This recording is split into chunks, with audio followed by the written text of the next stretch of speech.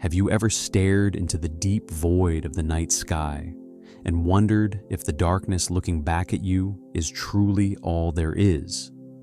What if the scattered stars you see are not the absolute boundaries of existence, but merely the scattered dust upon a single window pane of an endlessly sprawling mansion? For millennia, humanity looked upward and constructed comfortable illusions, ancient stories speaking of hidden realms and parallel heavens, convincing ourselves that our tiny blue world was the undisputed heart of creation. But as the lenses of our telescopes grew sharper and our bold questions cut deeper into the very fabric of reality, that comforting myth began to fracture into scientific possibilities. We found ourselves drifting from an Earth-centered cosmos to an expanding, violent sea of galaxies, and now we stand shivering on the precipice of a revelation that is as unsettling as it is profoundly beautiful. What if the reality you are breathing right now, the specific life you are living, is just one fragile layer in a vast cosmic hierarchy so expansive it defies human sanity?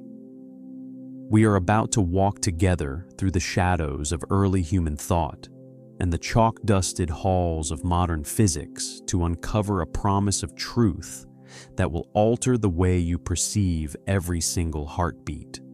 The truth is that every difficult choice you hesitated to make, every divergent path you walked away from, and every impossible dream you abandoned is not permanently lost.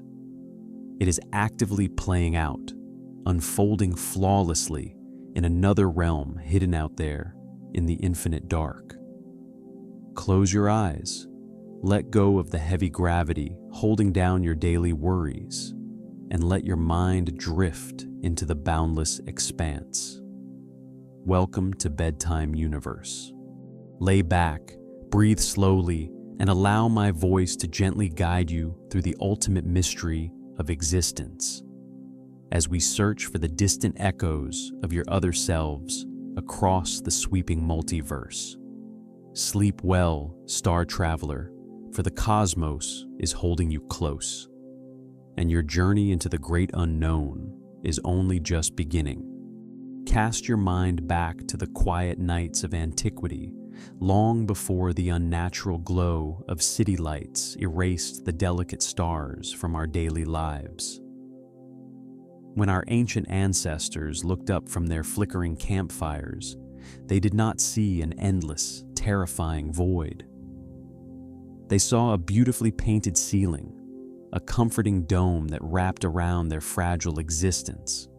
For millennia, human thought was comfortably ruled by the tidy cosmos of Aristotle, a reassuring and perfectly ordered universe with our own Earth anchored firmly at its very heart. It is a beautiful thought, is it not? The idea that all of creation was built solely for us, that the glittering lights above were simply lanterns hung to guide our way through the dark. But human curiosity is a restless ghost. It does not allow us to sleep in the comfort of comfortable illusions. Eventually, Copernicus arrived and shattered that Earth-centered dream, proving that the sun was the true center of our local neighborhood.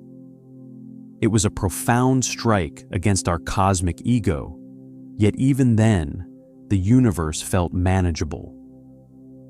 Centuries later, our most brilliant astronomers still believed that the Milky Way galaxy, our sprawling city of stars, constituted the absolute entirety of the universe. Beyond the edges of our galaxy, they imagined, lay nothing but empty, unyielding darkness. Have you ever looked at a faint smudge on a window pane and wondered what lay beyond the glass? In the early 20th century, astronomers were captivated by ghostly patches of light barely visible through their small telescopes. They called them spiral nebulae, mysterious cloudy smudges scattered across the velvet black of the night sky. What were they? Were they simply swirling clouds of gas forming newborn stars right here within our own galactic backyard? Or were they something far grander, something that would tear apart the very fabric of our understanding? This profound clash of ideas reached a boiling point in the year 1920, during an event that history would remember as the Great Debate. Held at the Smithsonian National Museum of Natural History in Washington, this was not merely a dry scientific argument. It was a fierce battle over the actual scale of existence itself. On one side of the auditorium stood Harlow Shapley, a fiercely ambitious astronomer from the Harvard College Observatory. Shapley had dedicated his life to mapping the distribution of globular clusters, those dense swarms of ancient stars that orbit galaxies like loyal satellites. Through his meticulous measurements, Shapley concluded that the Milky Way was unimaginably vast, stretching over 300,000 light-years across. To his mind, this enormous scale left absolutely no room for other galaxies. He insisted that those faint smudges in the sky had to be small nebulae contained entirely within our own galactic system. He believed the universe was vast but comfortably self-contained, a closed system where Earth lay somewhere far from its center, humbling our ego but keeping us safe within known borders. But on the other side of the stage stood Heber Curtis, an astronomer from the Lick Observatory in California, who possessed a remarkably keen eye for photographic detail. Curtis looked at the night sky and felt in his bones that it held far more than just the Milky Way. He had spent countless nights studying novae, sudden and violent stellar explosions occurring within those cloudy spirals, and he noticed something profoundly unsettling. These explosions appeared much dimmer than the novae seen within our own galaxy. The only logical explanation, Curtis argued, was the vast, unimaginable gulf of distance.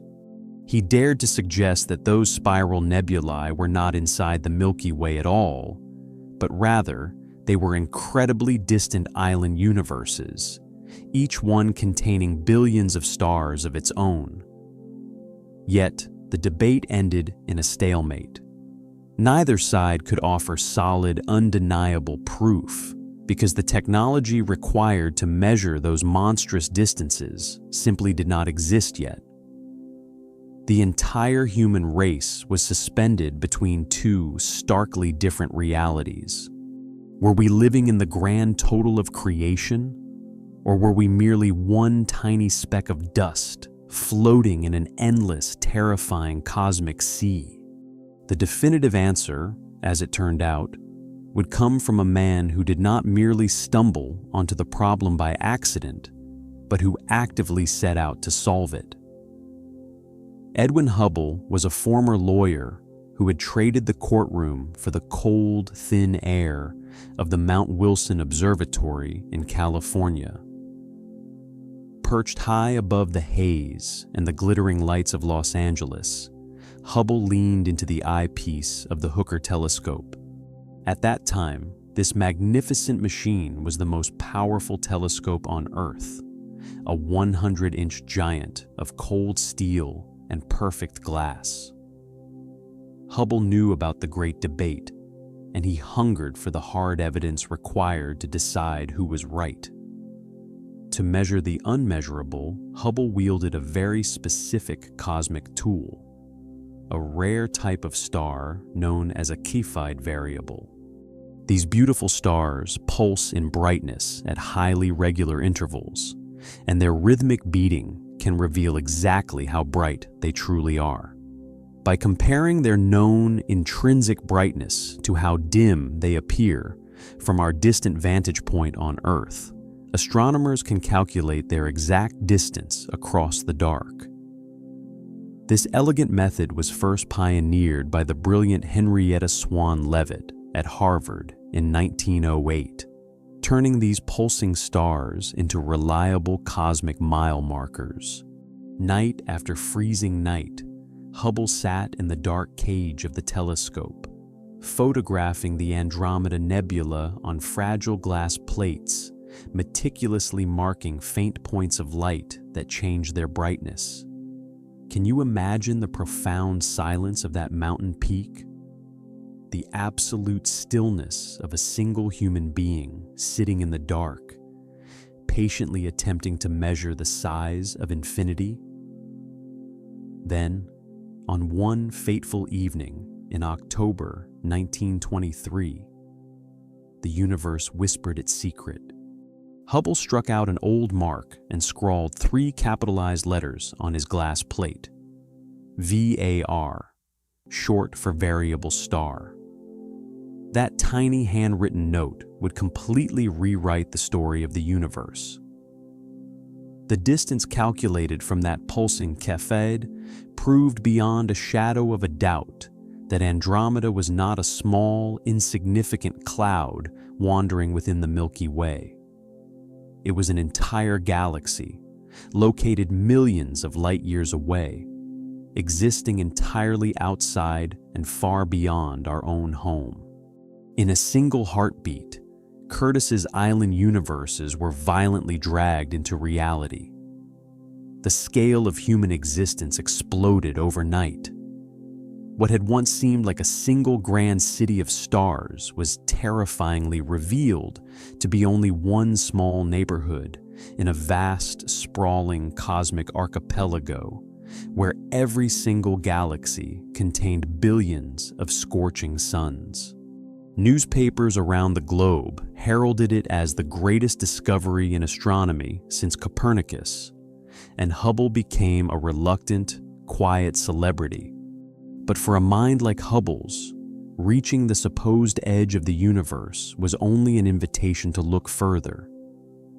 The thrill was not in the fame, but in the overwhelming realization that the universe seemed to have no obvious boundary. Using that same giant telescope, he began measuring something known as redshift, observing the stretching of starlight toward longer, redder wavelengths as distant galaxies moved away from us. To his absolute astonishment, he noticed a staggering, undeniable pattern. The farther a galaxy was from Earth, the faster it was receding into the deep. This monumental relationship, published in 1929, became known to history as Hubble's Law. It meant something that defied all human intuition. The universe was not static. It was not a quiet, unchanging vault. It was aggressively expanding.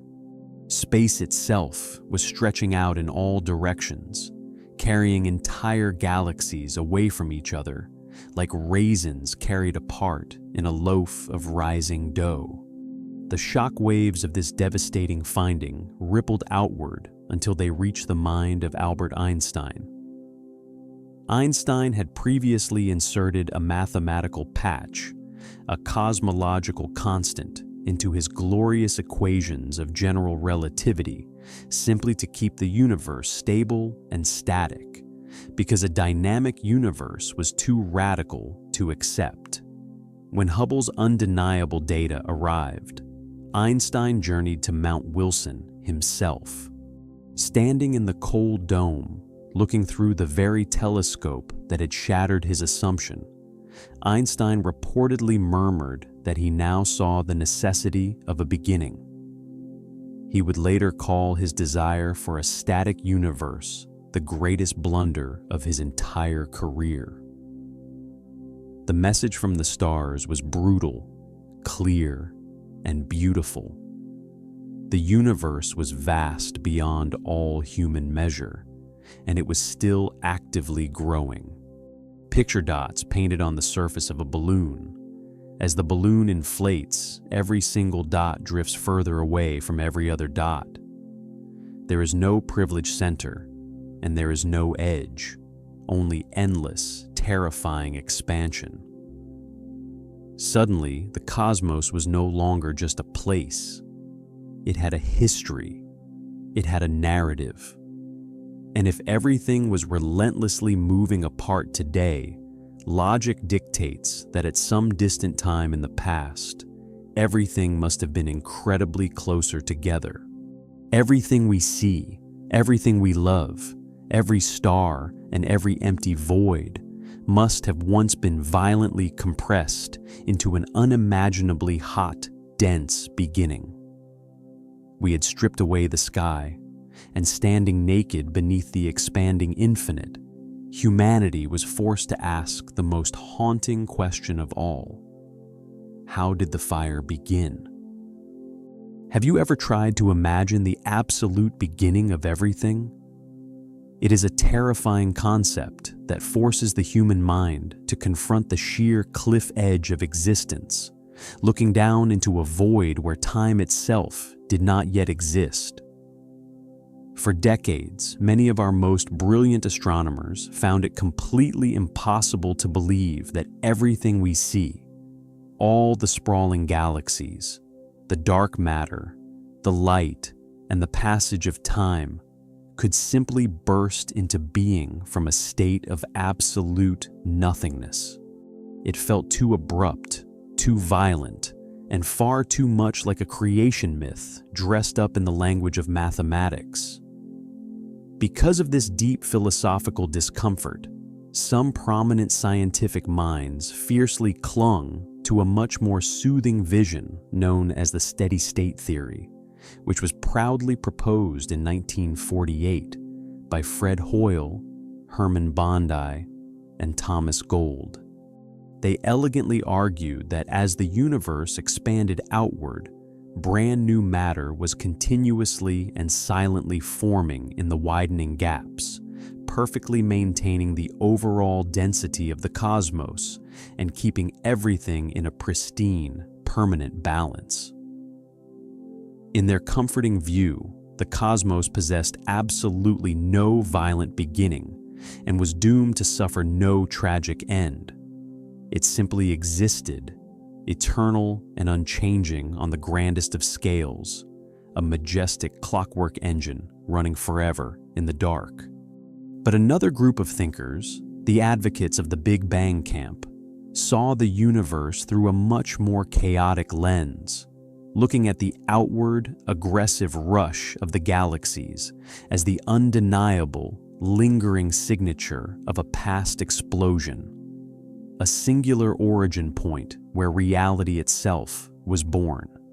For nearly 2 decades, these two opposing factions fought a bitter, quiet war for dominance over human understanding, trading fiercely worded scientific papers, arguing passionately on public radio broadcasts, and occasionally hurling thinly veiled insults at one another. Ironically, the very phrase we now use to describe the genesis of reality, the Big Bang, was never meant to be a badge of scientific honor. It was coined purely as a mockery by Fred Hoyle himself during a BBC radio show in 1949, a sarcastic dismissal that inadvertently became immortalized in history. By the dawn of the 1960s, cosmology had transformed into a tense battleground of conflicting ideas, and the desperate race for solid proof was at its absolute peak, because while the equations and the expanding galaxies strongly hinted at a fiery beginning, the evidence remained entirely circumstantial. There was absolutely no smoking gun, no lingering, measurable trace of that first primordial fire to definitively prove that the massive explosion had ever actually happened in the deep past.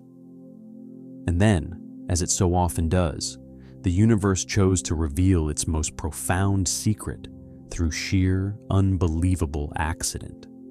In the quiet, unassuming fields of Holmdel, New Jersey, at the famous Bell Labs, 2 young radio engineers named Arno Penzias and Robert Wilson were meticulously fine-tuning a massive, bizarre piece of machinery. It was a gigantic, horn-shaped microwave antenna, originally constructed to bounce radio signals off early communication satellites drifting in orbit.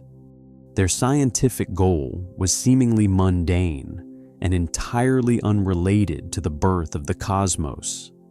They simply wanted to completely eliminate all annoying background noise from their highly sensitive receiver. But no matter what precise adjustments they made, a faint, ghostly hiss persistently haunted their headphones. It was a low, steady static that bizarrely seemed to emanate from every single direction in the sky equally, remaining completely unchanged, whether the sun was glaring at noon or the stars were glittering in the dead of night. The two men were incredibly meticulous in their frustrating work, frantically checking every single electrical connection, completely recalibrating the entire system, and even physically climbing deep inside the massive metal horn to scrub away what they delicately referred to as white dielectric material, which was, in much simpler terms, the droppings left behind by pigeons nesting inside the antenna. Yet, despite all of their exhaustive cleaning and tuning, the mysterious hiss stubbornly remained in the audio feed. It was not terrestrial interference from the bustling nearby cities. It was not the violent radioactive chatter of the sun, and it was absolutely not coming from any known artificial source on our planet. It was as if the invisible fabric of the night sky itself was whispering a secret language they could not quite translate. Meanwhile, just a few miles away across the river at Princeton University, a brilliant physicist named Robert Dick and his dedicated team, which included a young Jim Peebles, were purposefully actively working on a profoundly different and much more ambitious project. They were deliberately trying to construct instruments to detect the faint, invisible afterglow of the Big Bang itself, endlessly searching for a specific remnant heat that should theoretically still be bathing the entire cosmos in microscopic microwave radiation.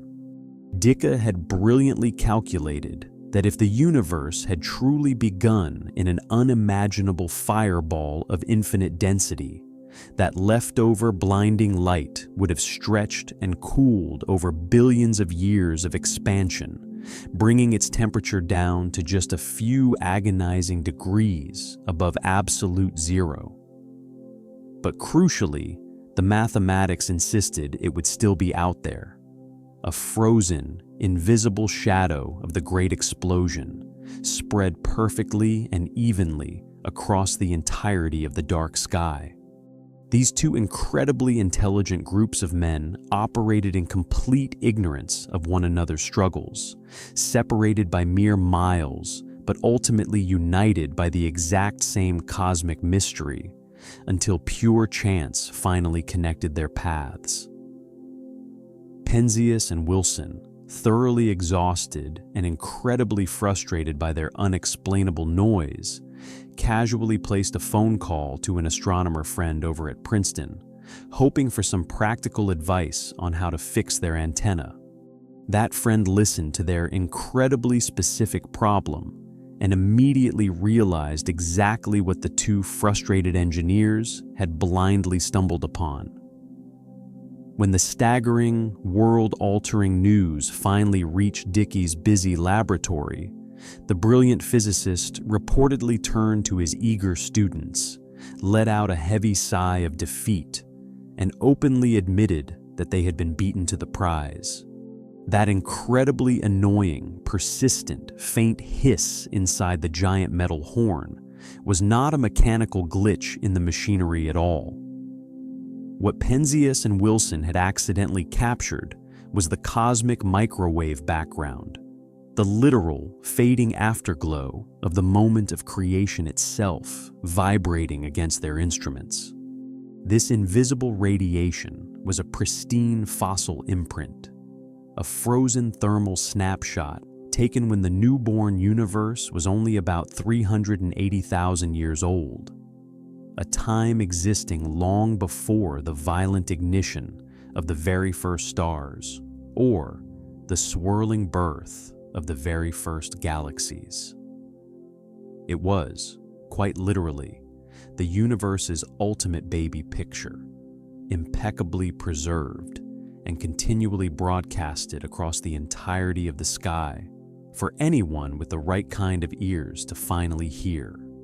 The undeniable existence of the cosmic microwave background finally confirmed that our vast, sprawling universe had a definitive, violent beginning, completely shattering the comforting dream of an eternal, unchanging cosmos and proving that reality itself has an age.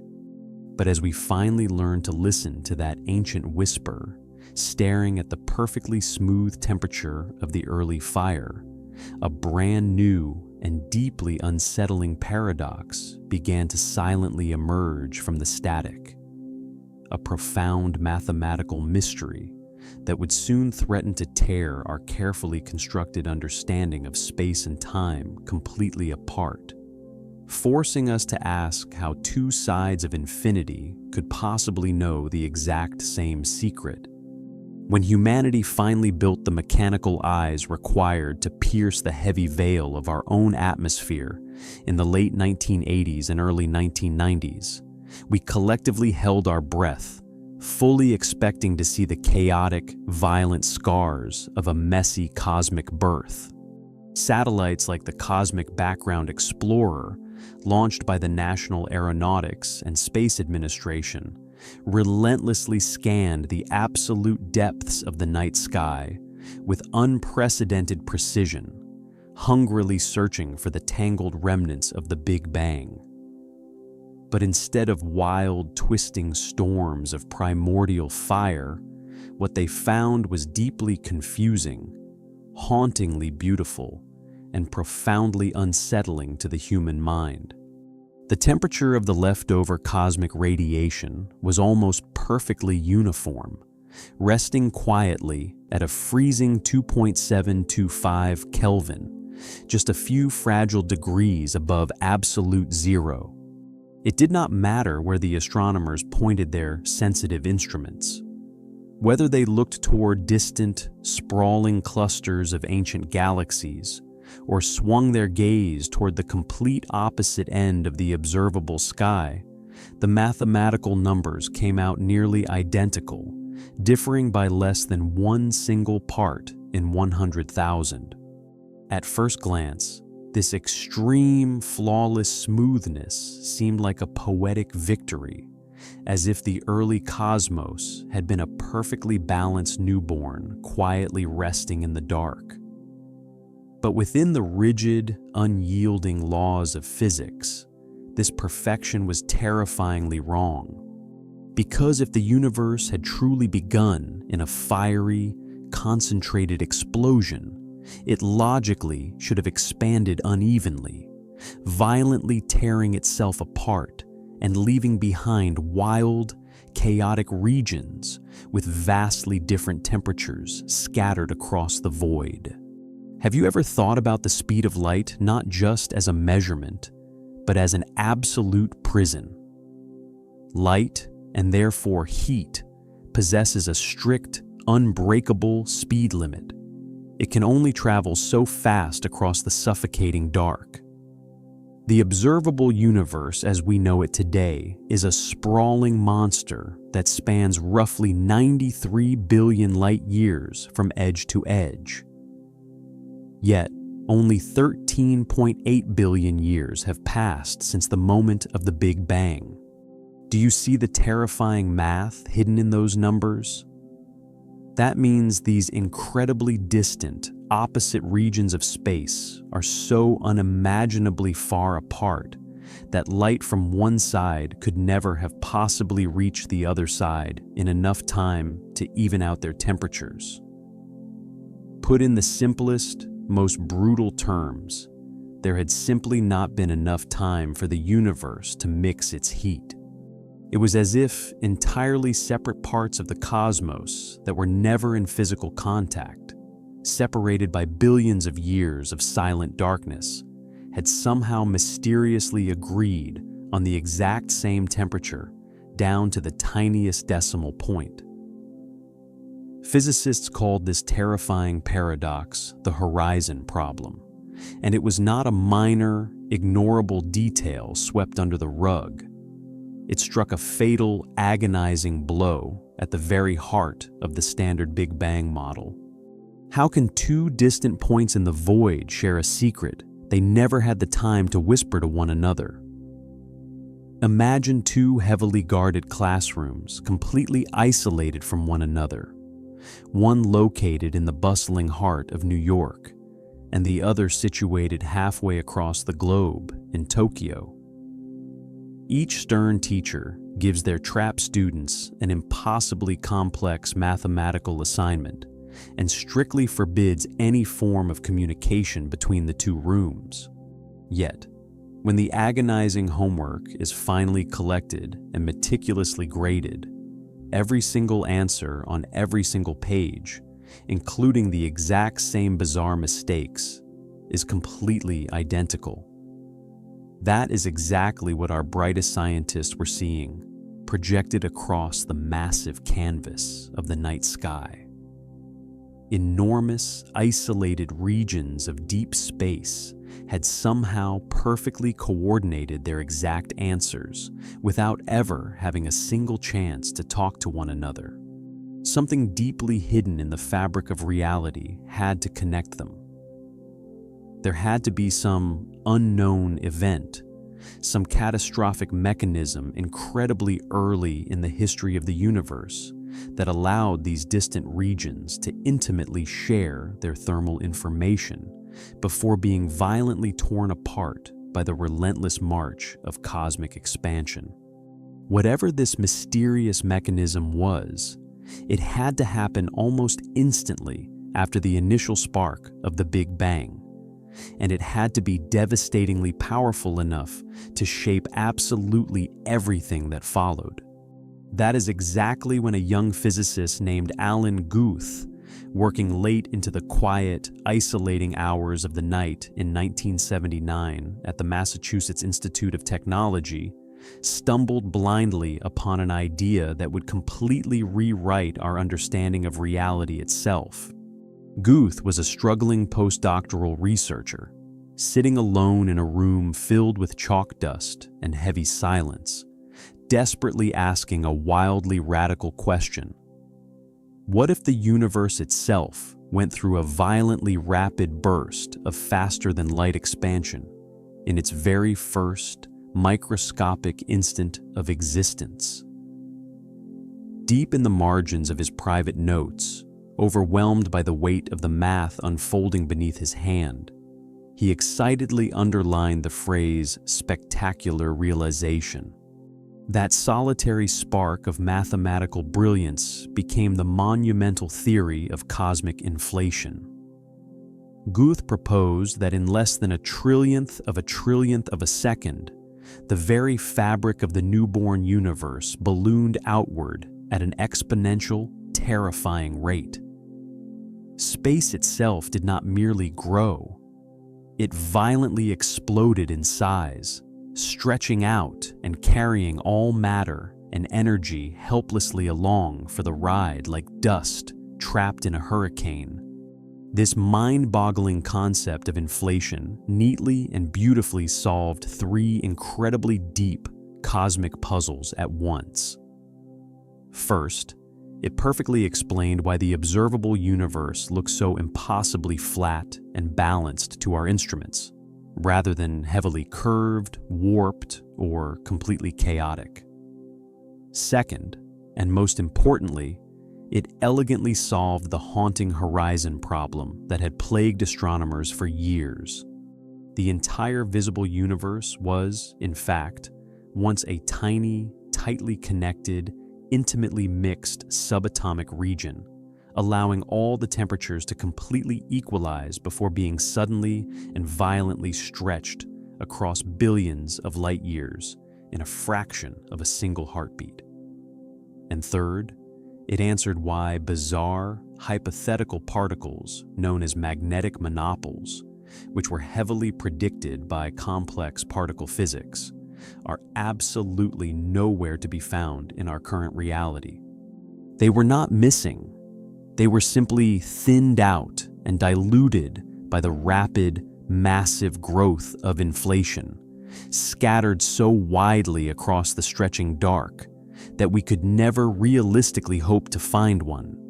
Imagine slowly kneading a heavy ball of dough that is completely filled with countless small, trapped air bubbles.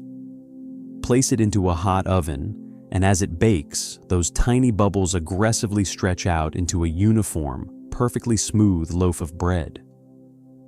Inflation was exactly that cosmic oven, a mechanism violently smoothing out the raw, chaotic universe into the flat, even expansive space we gaze at today.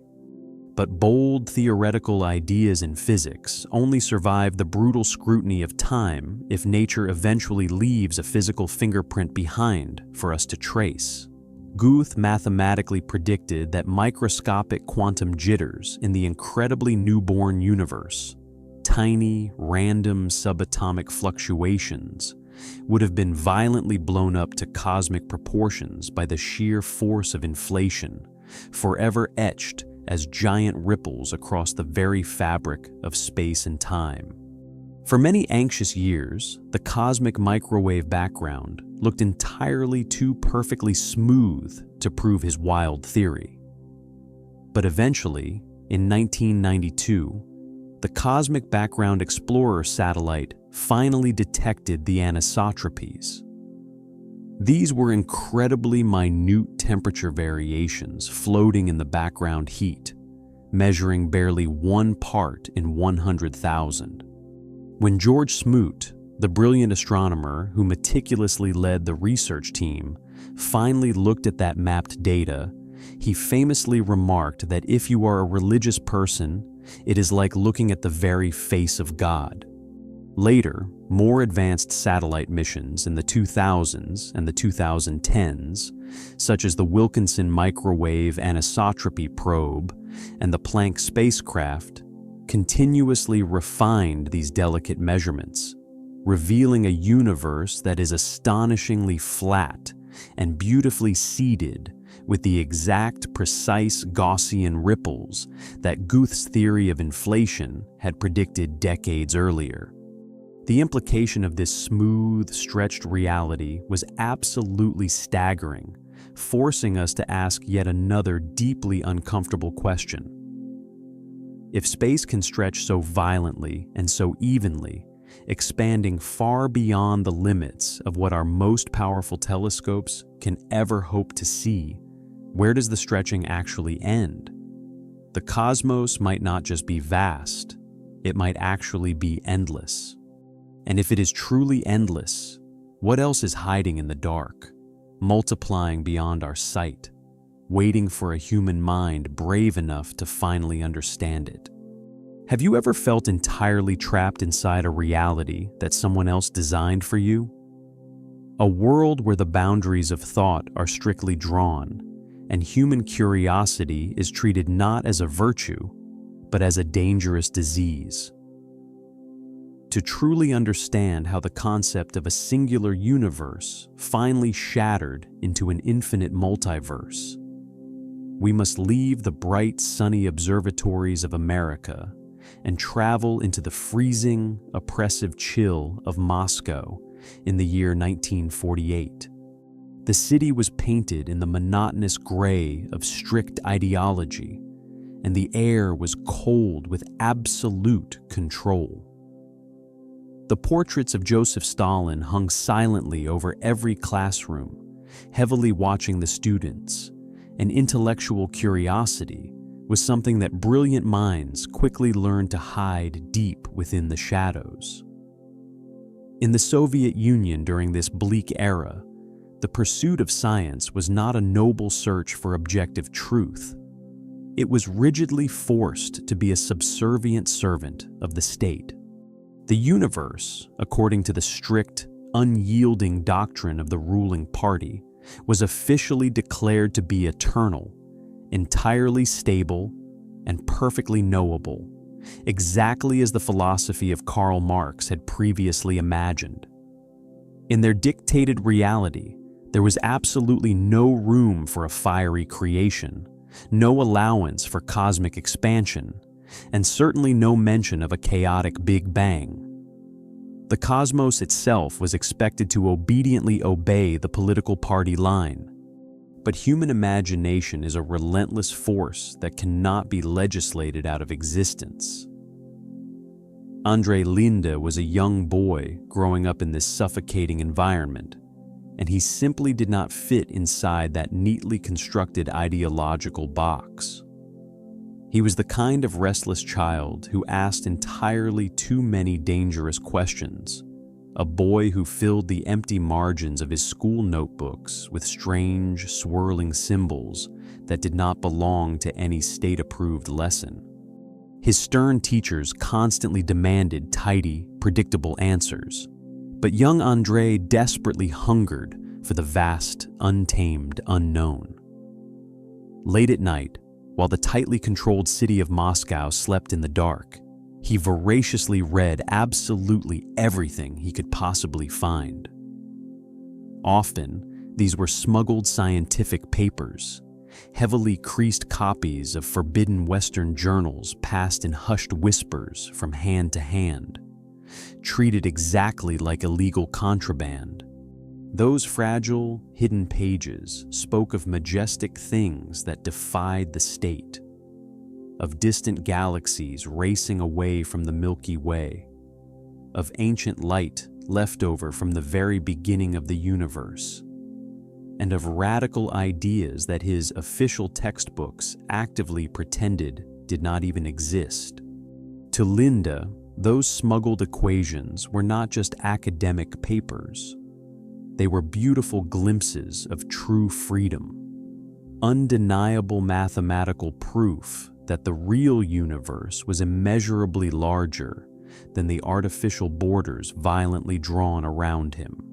By the 1970s, André Linde had successfully navigated his way into the intellectual heart of Soviet academia at Moscow State University.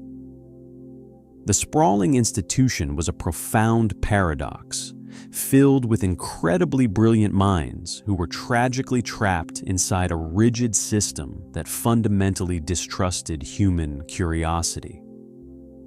The massive lecture halls were filled with chalk dust and a quiet, highly cautious ambition.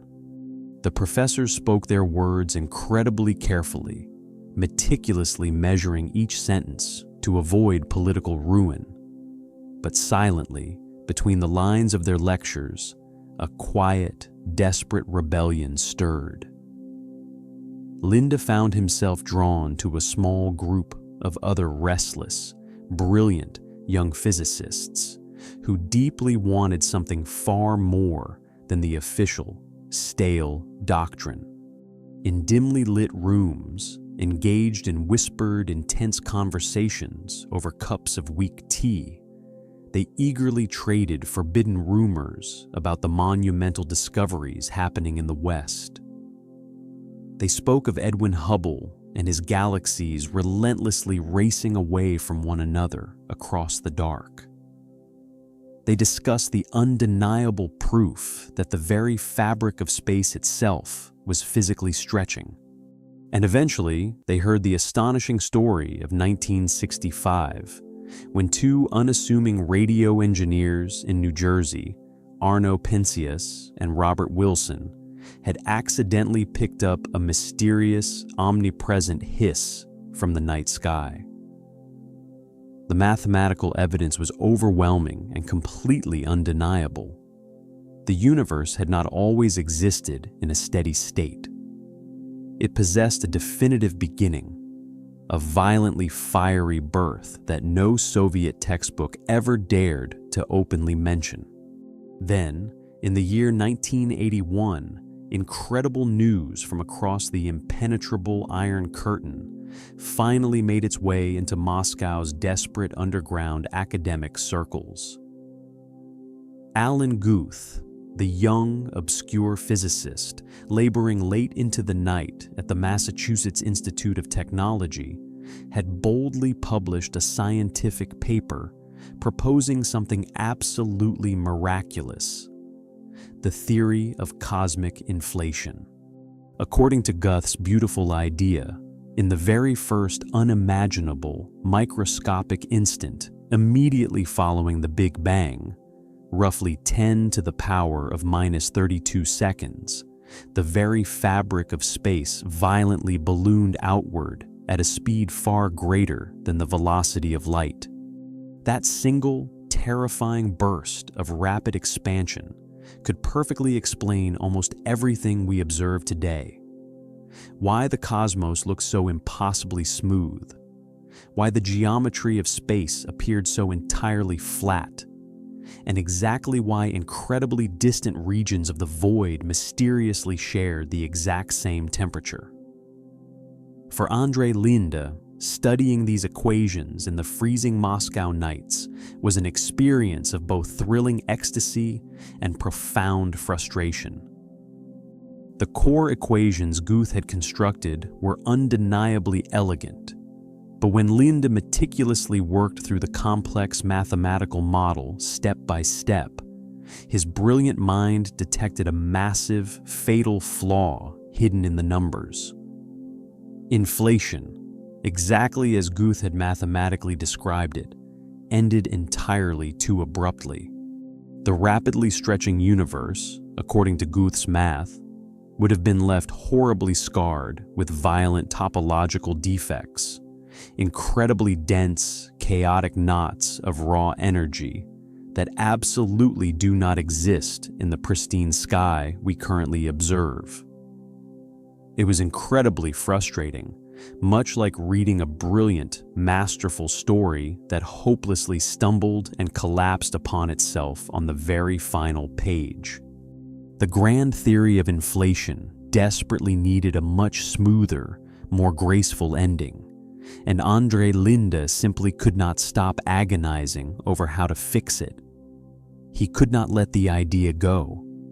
The devastating flaw in Guth's cosmic theory constantly gnawed at Linde's mind like a loose, ragged thread on a sweater, and he could not stop himself from pulling at it. Night after freezing night, Linde stayed awake in his small, cramped Moscow apartment, intensely working by the fragile light of a single, dim lamp. Complex pages of mathematical calculations were scattered wildly across his small desk. He ruthlessly ran his mind through absolutely every physical possibility, desperately searching for a new version of inflation that could successfully fix the broken ending without utterly destroying the profound beauty of the story itself. And then, on one quiet, fateful night, a monumental thought slowly began to take shape in his mind. What if the universe did not behave the way we assumed? What if this rapid inflation did not actually have to stop everywhere all at once? What if, instead of being a single, perfectly synchronized event across the entire cosmos, inflation ended in random, localized patches, exactly like a pot of fiercely boiling water, where some bubbles pop and burst, while other bubbles relentlessly keep expanding? The radical idea absolutely refused to leave him in peace. He obsessively followed the math, ruthlessly tested the equations, and aggressively pushed the concept further than anyone had ever dared. Slowly, the true picture of reality violently sharpened into focus. By 1983, André Linde finally achieved his magnificent breakthrough. It was not a stroke of blind luck or a sudden, unearned flash of genius. It was the heavy result of years of stubborn, unrelenting persistence.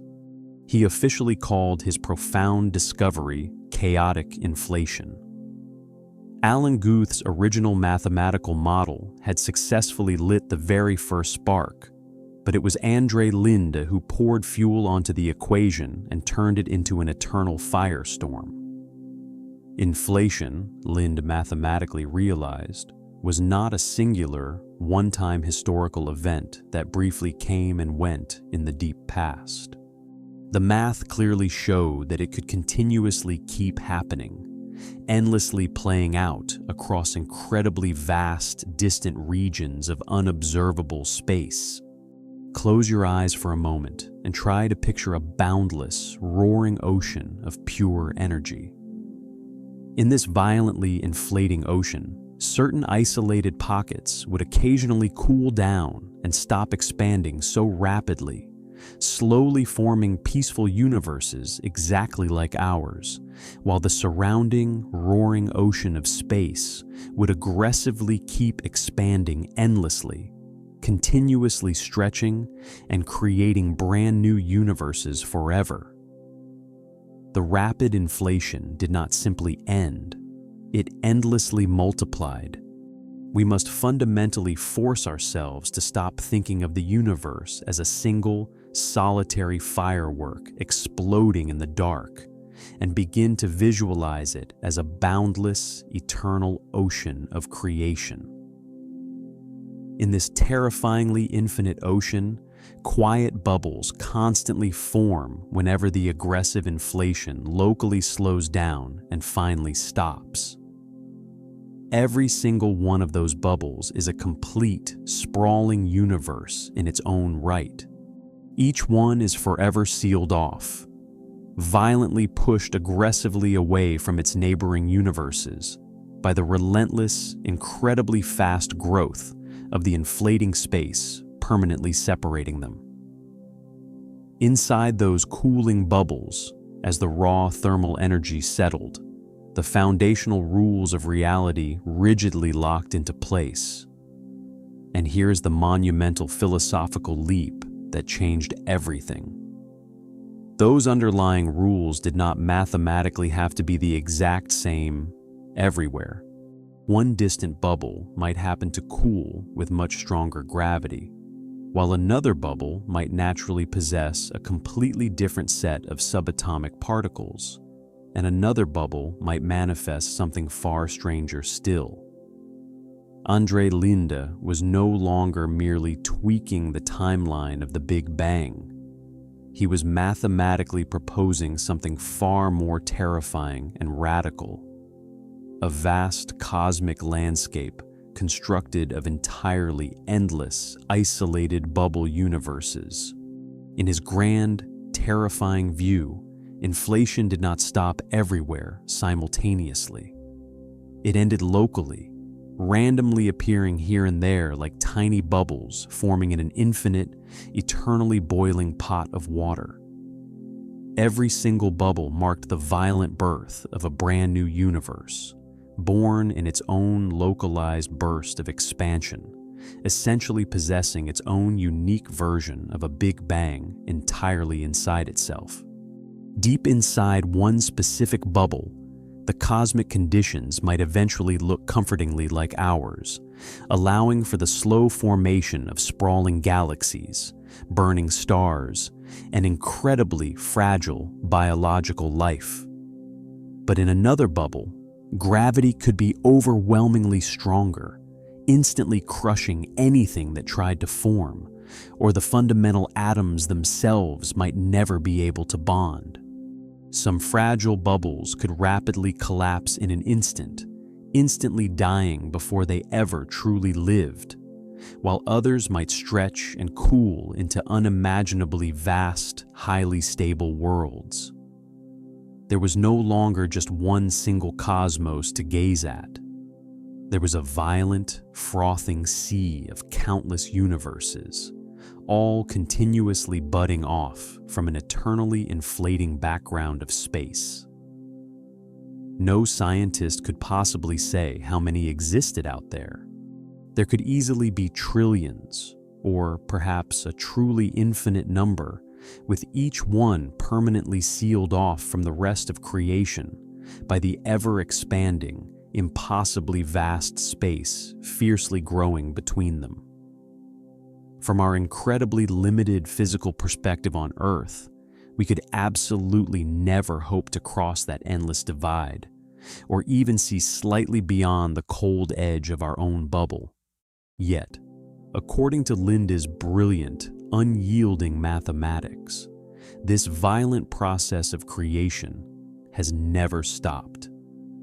Somewhere out in the dark, right at this very exact moment, countless brand new universes are still violently being born. For André Linde, who was physically trapped within the suffocating ideological confines of the Soviet Union, this cosmic metaphor was incredibly sharp and deeply personal. His own daily life felt exactly like living inside a closed, isolated bubble, permanently sealed off from the rest of the world by strict politics and heavy censorship. So, when he finally managed to immigrate to the United States in the 1990s, arriving to teach in the warm sun of California at Stanford University, he remarked that it felt exactly like physically stepping into an entirely different universe altogether. It was a realm that was significantly freer, far brighter, and loudly buzzing with the glorious sound of open, fierce debate. His own human life, in a beautiful, poetic way, directly mirrored his radical theory of the cosmos. A sprawling multiverse composed of entirely distinct worlds, where each world is governed by its own strict rules, and each one is heavily shaped by its own localized beginning. But Linda's magnificent idea cracked open an even deeper, far more unsettling question for the scientific community. If these endless bubble universes truly exist out there in the dark, floating forever in an inflating sea, are they merely slight variations of our own home, like repeating reflections in a grand mirror?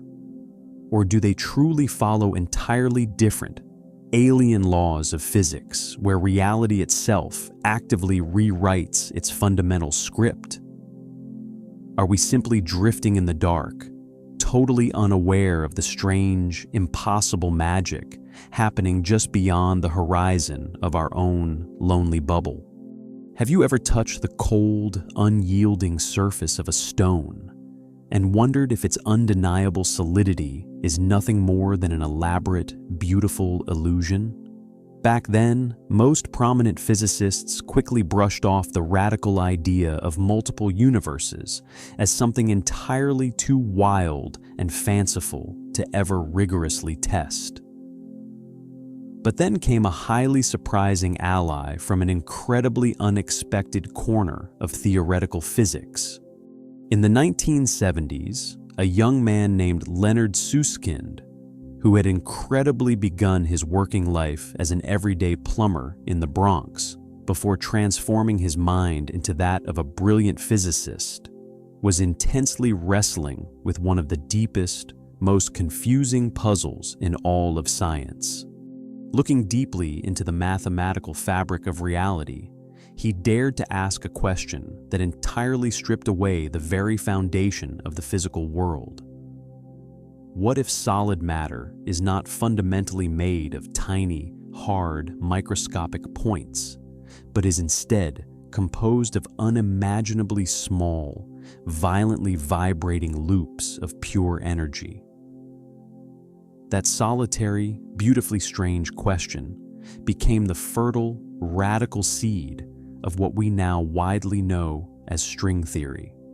You must not think of these mathematical strings as physical threads you can hold in your hand, but rather you must imagine them operating exactly like a majestic cosmic violin, where each delicate string possesses the profound ability to continuously vibrate in countless different ways, essentially playing completely different harmonic notes in the absolute dark. And exactly how a subtle change in pitch creates an entirely different song, Each specific vibration of these microscopic strings spontaneously created entirely different kinds of fundamental particles, distinct physical forces, and perhaps even entirely different dimensions of space itself. For many hopeful years, physicists deeply prayed that this incredibly elegant theory would finally produce one single, mathematically unified equation that perfectly explained our specific universe and nothing else. But by the early 2000s, string theory took a profoundly shocking and deeply terrifying turn. Instead of producing one neat, tightly unified description of reality, the unyielding mathematics unexpectedly allowed for roughly 10 to the power of 500 completely different possible vacuum states. I want you to let that staggering number slowly echo in your mind for a moment. It is a 1 followed by 500 zeros, a mathematical concept so incomprehensibly vast that it easily makes the total number of physical atoms existing in our entire observable universe look absurdly, pitifully small. Each one of these infinite mathematical states naturally came equipped with its own entirely unique set of physics. In one theoretical configuration, the crushing force of gravity could be overwhelmingly stronger, while in another, it could be completely non-existent. The very fabric of space could wildly possess far more or far fewer dimensions, and the invisible, silent river of time itself could flow in an entirely different, unrecognizable manner. It was exactly as if the underlying reality of the cosmos was not merely playing one beautiful, lonely song for us to hear, but was actively composing a massive, deafening symphony of possible tunes.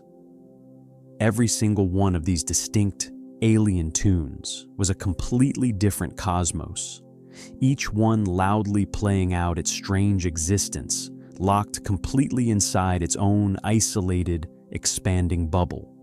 Some of these hypothetical universes might look somewhat vaguely familiar to our own, while the vast majority would be utterly alien, completely dead, and absolutely incapable of supporting any form of recognizable matter. Together, this unimaginable, infinite sea of mathematical possibilities formed exactly what brilliant physicists began to nervously call the multiverse landscape.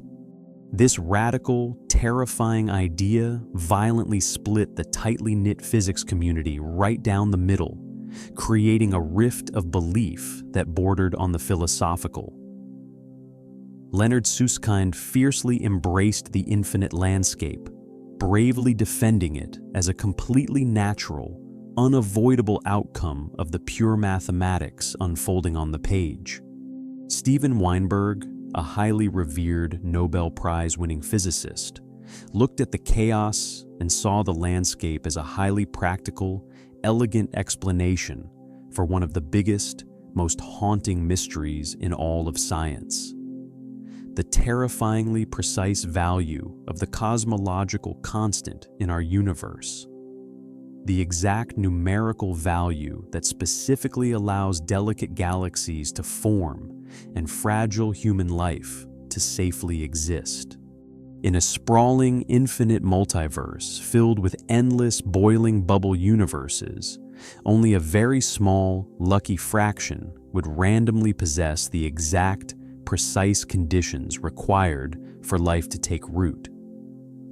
Therefore, we naturally find ourselves waking up, breathing, and looking around in one of those incredibly rare, hospitable bubbles, simply because we could not possibly exist to ask the question in a dead, empty void. It is an incredibly humbling realization, violently shifting our existence from a state of divine, purposeful providence to a simple, cold matter of cosmic statistics. Yet, others in the academic world physically recoiled from the sheer terror of accepting infinity. David Gross, another incredibly brilliant Nobel laureate, angrily dismissed the entire concept of the string landscape, aggressively declaring to his peers that this was no longer physics, but rather it was simply giving up. For strict purists exactly like him, the rigorous discipline of science fundamentally had to make concrete, testable predictions, not recklessly multiply invisible universes in the dark without offering a single shred of solid physical proof. The brilliant Lee Smolin issued a dire, passionate warning that blindly accepting a multiverse entirely stripped modern physics of its most defining, crucial feature: falsifiability. If absolutely every possible universe physically exists somewhere out in the boundless dark, then no scientific observation could ever possibly disprove the underlying theory. The intellectual debate grew incredibly fierce, perfectly echoing ancient, dusty philosophical battles regarding whether true reality is entirely discoverable by the human mind, or whether we are hopelessly trapped exactly like the desperate prisoners in Plato's famous cave, forever staring at flickering, meaningless shadows cast upon a cold stone wall. Through all of this beautiful, violent intellectual chaos, Max Tegmark quietly watched the arguments unfold, carefully observing the scientific community like a calm, patient librarian, standing entirely alone in a massive room full of shouting geniuses. While brilliant string theorists aggressively argued about hidden extra dimensions, and seasoned cosmologists endlessly debated the merits of eternal inflation, and frustrated philosophers loudly questioned whether any of this could ever possibly be proven true, Tegmark refused to hastily pick a side. Instead, he carefully stepped back, coldly observing the massive, swirling storm of radical ideas, and decided to forcefully organize the collective madness into something that terrified people could actually attempt to understand. He systematically proposed a grand cosmic hierarchy, an incredibly layered, highly structured map of reality itself that bravely tried to make perfect sense of the infinite chaos. We have already drifted through his level 1, which Tegmark beautifully stated was the simplest and physically closest to our home. You must think of level 1 as our own familiar universe, simply stretched out to absolute infinity, extending far beyond the dark edge of what our most powerful telescopes can currently see. In that endless, flat expanse, there could easily be infinite more galaxies, burning stars, and even exact physical versions of you, just randomly born into slightly different circumstances. Maybe in one of those distant, invisible realities, you casually chose to wear blue socks today instead of yellow. But crucially, the fundamental rules of physics violently stay the exact same everywhere in that space. Only the specific starting conditions differ. But level 2 went much deeper, plunging the mind into the truly bizarre and profoundly alien. This was the sprawling, terrifying realm of André Linde's eternal inflation, perfectly combining with Leonard Suskind's staggering string theory landscape. Here, entire vast regions of endless space abruptly stop inflating and forcefully form isolated bubble universes, with each one permanently sealed off from all the others by a violent wall of rapidly expanding nothingness. But these bubbles are absolutely not comforting copies of ours. They are fundamentally, terrifyingly different worlds. The absolute speed of light, the crushing weight of gravity, and even the fundamental number of spatial dimensions could wildly vary from one bubble to the next. One isolated bubble might be completely cold and dark, possessing absolutely no stars at all, while another could be entirely ruled by completely different, unrecognizable chemistry that thoroughly defies human logic. To truly understand the sheer magnitude of this leap, Tegmark explained that the difference between level 1 and level 2 is exactly the profound difference between simply rolling a pair of dice over and over again versus completely changing the physical dice themselves. Level 1 just gently tweaks the outcomes within the boundaries of the exact same game. Level 2 violently invents completely new games entirely, where each and every game is ruthlessly governed by its own strict alien rules. To Max Tegmark, this terrifying hierarchy was absolutely not cheap science fiction. It was a deeply structured, mathematical way to finally understand the unyielding vastness of our existence. A neat cosmic filing system designed strictly for infinity itself. Yet, even as he confidently placed these terrifying, magnificent ideas neatly onto their theoretical shelves, Tegmark astutely noticed a gaping, haunting gap in the logic. While eternal inflation and the infinite string bubbles could perfectly explain exactly why completely different universes might randomly possess completely different physical constants, they still did not touch the strangest, most deeply terrifying part of reality of all. They completely ignored the deeply unsettling way that quantum mechanics violently seems to allow every single physical possibility to exist simultaneously at the exact same moment. Have you ever felt the crushing weight of a seemingly simple decision? A fleeting moment in time where your life could easily pivot in two completely different directions? While brilliant cosmologists were desperately looking upward to map the sprawling macrocosmic landscape of inflating bubble universes, another profound and deeply unsettling crisis was silently unfolding at the absolute smallest scales of existence.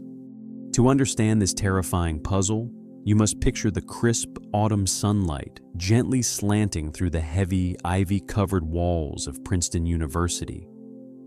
It is the late 1950s. The brutal global war has finally ended, but an entirely different kind of tension heavily fills the cold air. One constructed of intense political paranoia, deep government secrecy, and the desperate, terrifying race to fully understand the raw power of the atom before the other side did. Inside those quiet, heavily guarded lecture halls, where the chalkboards were densely crowded with complex equations and thick cigarette smoke hung heavily in the seminar rooms, the bizarre rules of quantum mechanics firmly ruled the scientific minds. For 30 long years, Erwin Schrödinger's profoundly elegant equation had successfully described the strange, wave-like behavior of subatomic particles. His mathematics were neat, incredibly precise, and completely deterministic. The theory promised that if you perfectly knew a physical system's delicate wave function at one specific instant, you could flawlessly calculate its entire absolute future. But hiding within this mathematical perfection was a dirty, uncomfortable catch that almost everyone in the academic world desperately tried to politely ignore. The young physics students were strictly taught that this beautiful, smooth wave function did not actually keep evolving forever in the dark. The very moment a human being or a machine attempted to physically measure the particle, something violently strange and deeply illogical happened. The wave collapsed. All of the smooth, swirling, infinite probabilities suddenly and aggressively snapped into a single, definite physical outcome, exactly like a wildly spinning dice, finally being forced to come to rest on one specific, rigid number. But here is the haunting secret that kept the sharpest minds awake at night. That violent collapse was nowhere to be found inside Schrödinger's actual mathematical equations. It was an artificial, clumsy rule tacked on much later by confused physicists, a desperate manufactured patch designed purely to force the bizarre quantum theory to safely match our normal, everyday human experiments. In the quiet, shadowy hallways of Princeton, this glaring inconsistency was exactly like a microscopic hairline crack hidden deep within a supposedly flawless diamond. It was incredibly small, almost entirely invisible to the untrained eye. But it was absolutely impossible for a truly brilliant mind to ignore once they had finally seen it. Hugh Everett was an incredibly brilliant 26-year-old graduate student working directly under the legendary physicist John Wheeler, and he possessed the rare, dangerous courage to ask a bluntly terrifying question. He looked at the math and asked, if the elegant mathematics of quantum mechanics never actually show a collapse, then why should physical reality? What if this smooth, evolving wave function described absolutely everything in existence? Not just the tiny invisible particles, but also the heavy measuring devices, the human observers, and even the entire sprawling universe itself. If you bravely take the mathematics of Schrödinger seriously and follow them to the absolute end of the line, then that forced collapse simply never happens. Instead, every single possible quantum outcome continuously persists, gracefully branching off into its own entirely separate thread of physical reality. The hypothetical cat in the famous thought experiment is not magically both alive and dead in a state of confusing limbo. It is entirely alive in one distinct branch of reality, and it is entirely dead in another, with both timelines being completely real and both actively unfolding in the dark. Let us strip away the complex, terrifying equations and keep the concept beautifully simple. Imagine you are simply flipping a coin in the palm of your hand. Normally, our human brains are heavily conditioned to believe that it must physically land on either heads or tails. But Everett coldly asked, what if it is actually both, not merely as a theoretical mathematical probability, but in physical, undeniable reality? Every single time you toss that coin into the air, the universe itself quietly splits. In one newly born branch of reality, you clearly see the coin land on heads, while in another, entirely parallel branch, you clearly see it land on tails. Both of these distinct outcomes physically exist, but they are now permanently trapped in completely separate, non-communicating worlds. Now, I want you to take that terrifying concept and stretch it across the entirety of your life. Extend that invisible branching to absolutely everything you have ever done. Every single difficult decision, every tiny particle interaction inside your brain, every microscopic quantum event occurring in the atmosphere around you. Each and every one of those infinite moments causes a brand new branch of the universe to aggressively unfold. Somewhere out there, right at this very second, another living, breathing version of you successfully made a completely different choice, courageously spoke a completely different word to someone you loved, or perhaps through a different chain of events, did not even exist at all. You absolutely do not feel this violent, constant splitting of reality because your specific conscious version only follows one single thread of the web. completely and blissfully unaware of the infinite others surrounding you. To Hugh Everett's beautiful mind, the sprawling universe was absolutely not a single, lonely film reel projecting one linear, tragic story. It was an ever-branching, infinitely dense forest of overlapping realities, all continuously growing from the exact same ancient root, and each individual branch was equally real. There was absolutely no artificial collapse. There was only constant, aggressive division, entirely endless and entirely unstoppable. Armed with this monumental, world-altering revelation, young Everett traveled to Copenhagen, the very heart of the physics establishment, where the elder, highly revered Niels Bohr still fiercely guarded the strict orthodox interpretation of quantum physics. Bohr was a stubborn titan of science who rigidly believed that physics fundamentally had to yield a single, definite, physical result, something a human being could easily measure, record on paper, and share with a colleague. When Everett attempted to explain his mathematical proposal, stating that the universe was constantly and silently splitting into countless, invisible copies of itself, it sounded exactly like cheap, absurd science fiction to the established masters. Niels Bohr coldly listened with his usual stern, heavy patience, and then casually, brutally waved the magnificent idea away. The powerful Copenhagen school entirely dismissed Hugh Everett, and with that careless dismissal, they buried the many worlds interpretation in the dark. Deeply frustrated, broken-spirited, and feeling completely alienated by the academic world he loved, Everett entirely abandoned the pursuit of theoretical physics. He walked away from the beauty of the cosmos and instead joined the Pentagon's secretive think tanks, spending his brilliant mind working on grim nuclear war planning at the terrifying height of the Cold War tensions. There is a profoundly grim, heartbreaking irony hidden in his tragic career choice.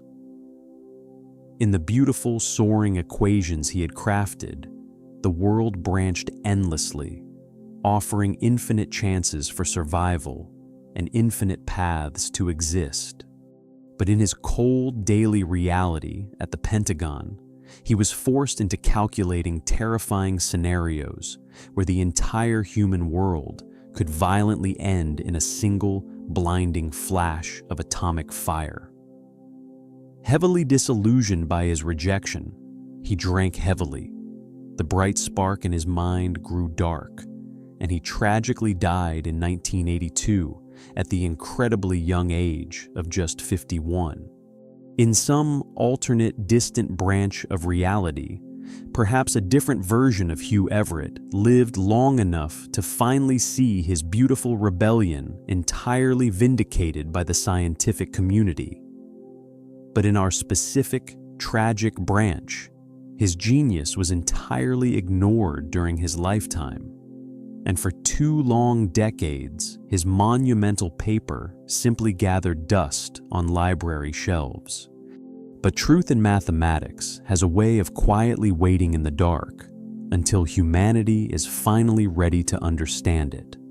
In the 1980s, long after Everett had passed away, brilliant physicists like Wojciech Zurek successfully revived the many worlds concept through a profoundly important mathematical mechanism known as decoherence.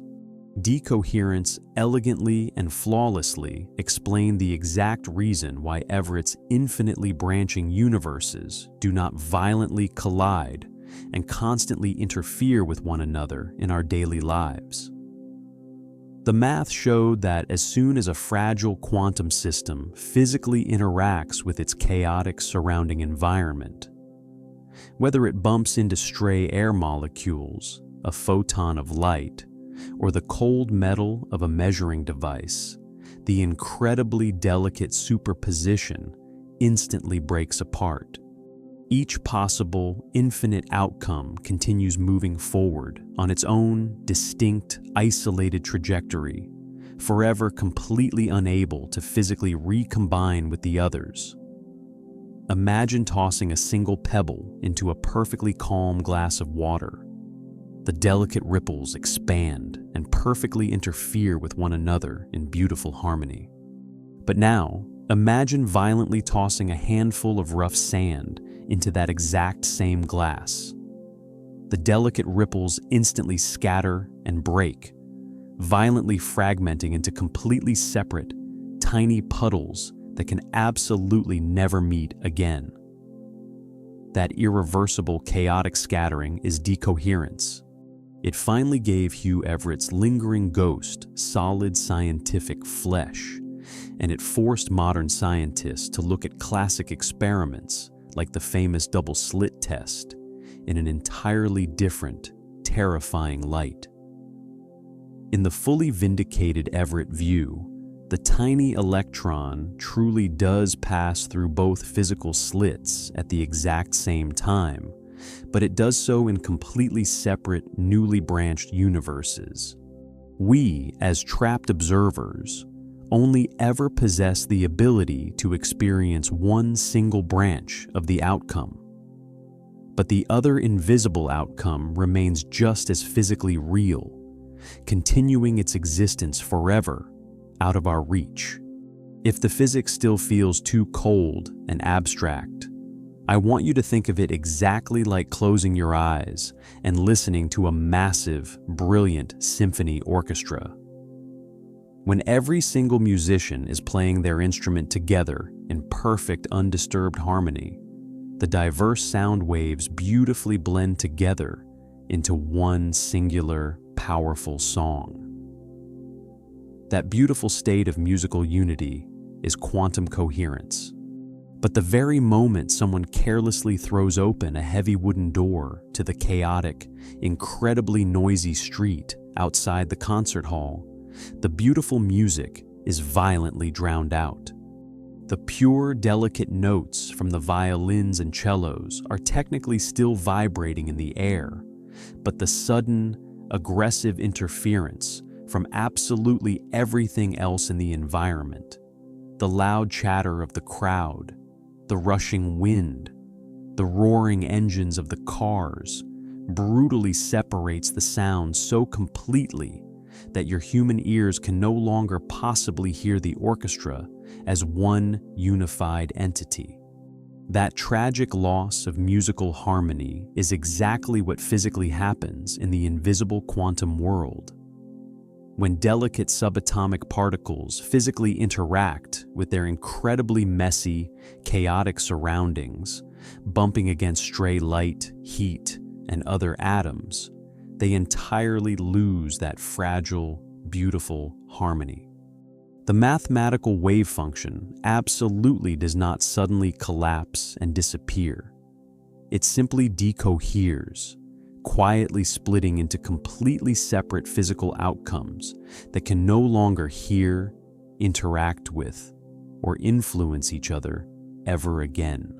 Max Tegmark looked deeply at this beautiful, tragic analogy and completely fell in love with it. To his highly logical mind, this concept of decoherence was absolutely not some vague, mystical philosophy.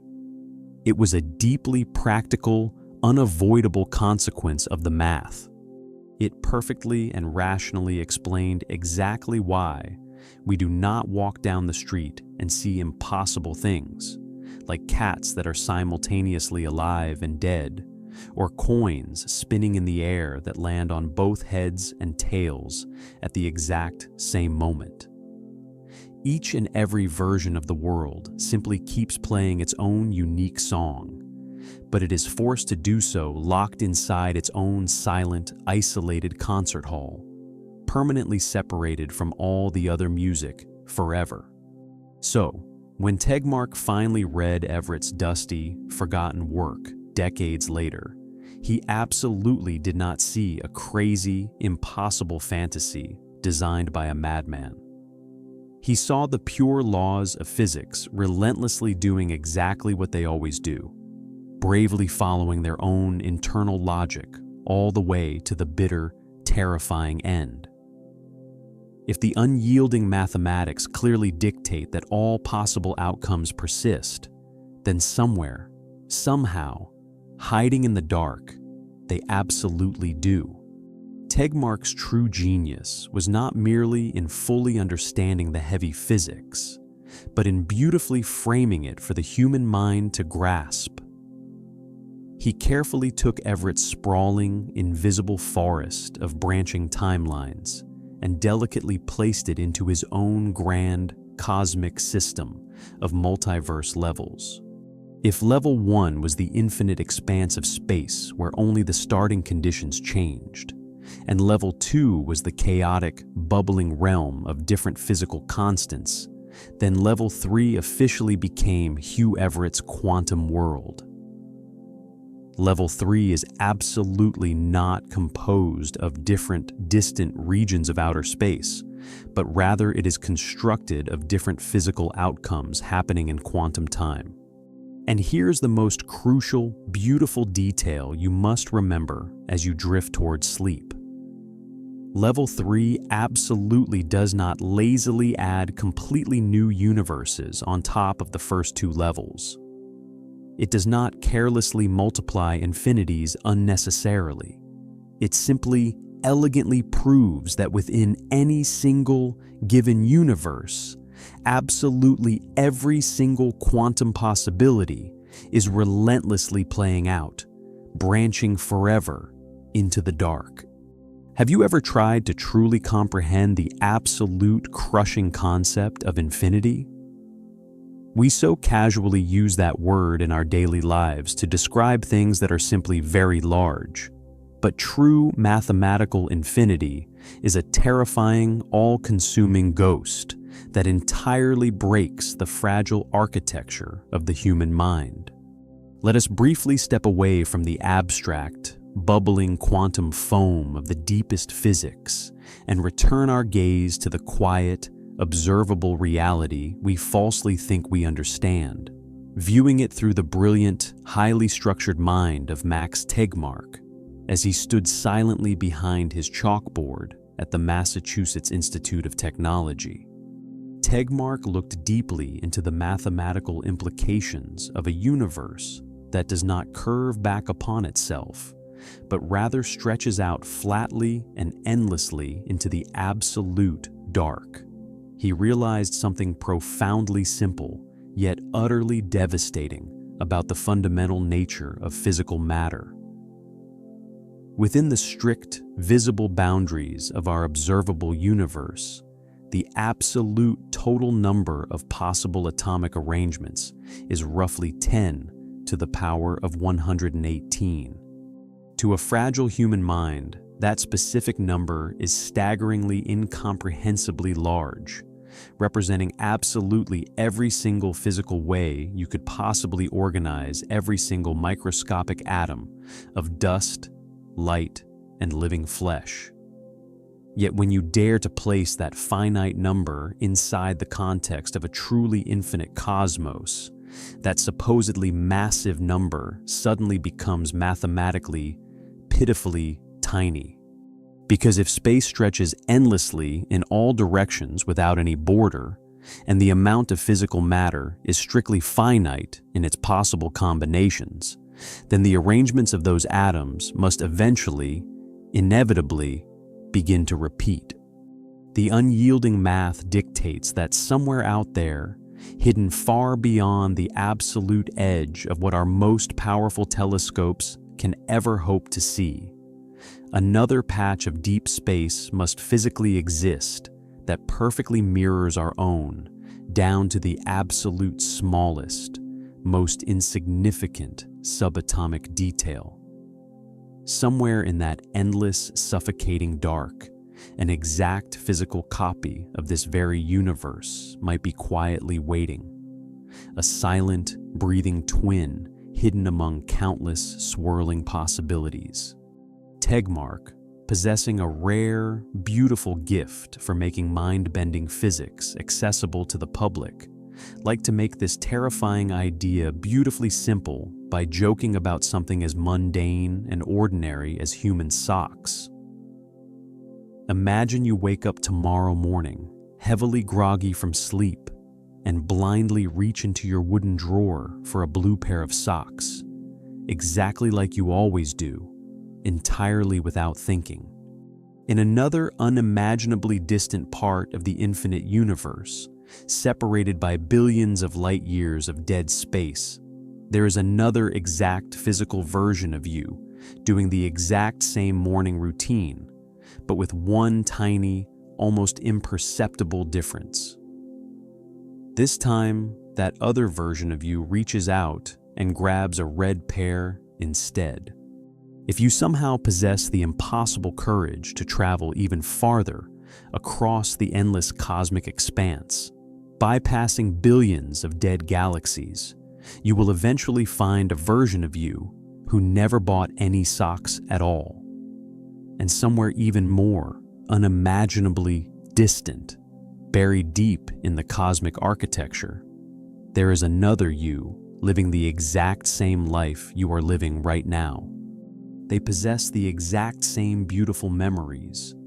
They harbor the exact same quiet fears, and they are thinking the exact same quiet thoughts, completely unaware that you are both out there in the dark, like cosmic doppelgangers, permanently separated by unimaginable, terrifying distances. Every single small, seemingly insignificant choice you make, every tiny, fleeting change in the trajectory of your life, physically happens somewhere in this endless, infinite cosmos. That is the strange, unyielding, and brutal rule of infinity. It does not just politely allow these wild possibilities to happen. It absolutely guarantees them, exactly like rolling a pair of heavy dice over and over again, forever in the dark. Every single numerical combination, every rare double, every impossible triple, absolutely every possible sequence will appear again and again endlessly, no matter how statistically unlikely or absurd it may initially seem. Now, I want you to take a deep breath and scale that simple, repetitive dice roll up to the absolute size of the universe. Every single microscopic arrangement of atoms, every difficult, agonizing choice you have ever made, every burning star, and every cold, dead planet will inevitably repeat somewhere in that sprawling, infinite space. This terrifying, awe-inspiring realization did not simply stay trapped inside dry, dusty physics papers locked away in university libraries.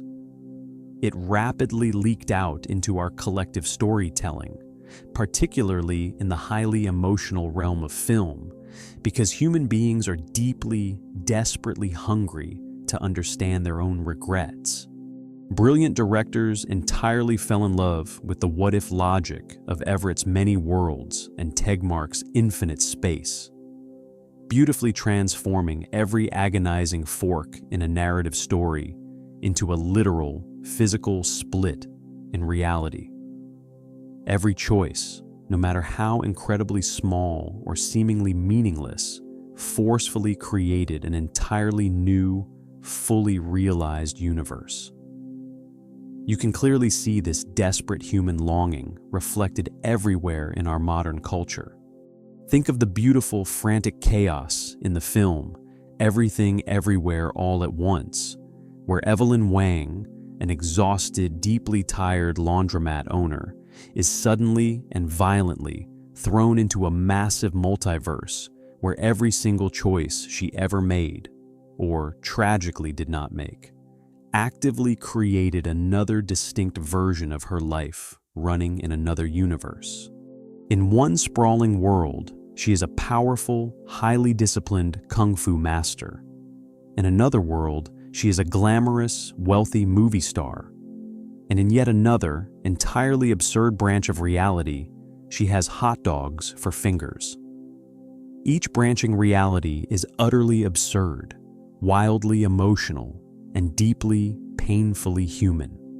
The brilliant film takes Everett's dry, mathematical quantum concept and masterfully turns it into a profound, heartbreaking exploration of chaos and meaning, forcing us to helplessly watch all those infinite versions of a single person violently struggling for a shred of ultimate purpose.